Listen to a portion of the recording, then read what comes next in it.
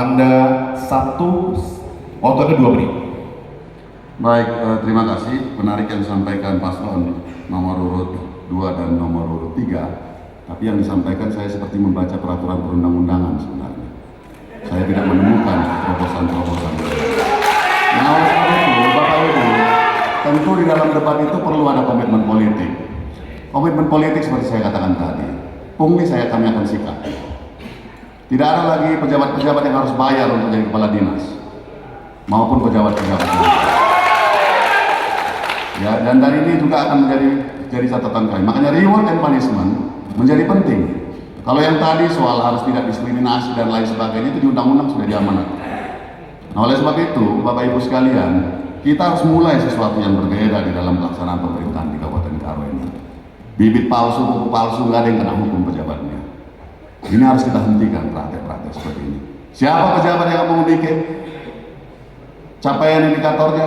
Kita geser. Masih banyak orang-orang Karo yang mau bekerja dengan baik. Jadi Bapak Ibu sekalian, tentu hal-hal seperti ini perlu didengar oleh publik di dalam debat.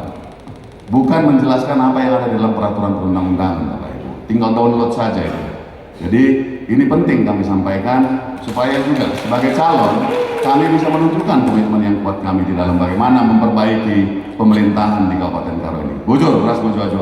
Masih ada oportunitas nomor 1. Cukup. Baik, terima kasih apa yang disampaikan paslon nomor urut 2. Tentu bagi orang pemerintahan bisa memahami, tetapi di dalam konteks rakyat yang mengeluhkan ada begitu banyak pungli dan kemudian kesulitan-kesulitan dalam mendapatkan layanan, sebenarnya ini belum tercermin dalam cukup yang kuat. Kami tidak menemukan satu keadaan yang memang benar-benar berani dan tegas di dalam menyatakan akan membereskan pungli dan memberantas korupsi di dalam pelaksanaan penyelenggaraan pemerintahan.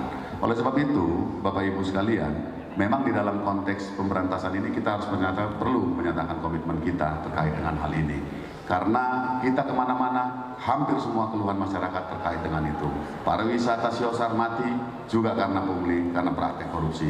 Parkir nggak beres juga karena praktek pungli dan praktek korupsi. Nah, oleh sebab itu, Bapak Ibu sekalian, di dalam konteks ini kami memang perlu menyampaikan, kami ingin mendengar sebenarnya komitmennya kayak apa terkait di dalam situasi persoalan ini, gitu ya.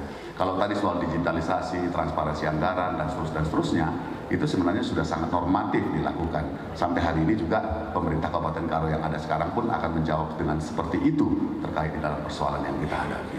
Nah, oleh sebab itu Bapak Ibu sekalian, kami di dalam hal ini memang menyatakan benar-benar akan serius untuk melakukan reformasi birokrasi dengan melakukan pembersihan dan pelayanan kepada pemerintah. Terima kasih.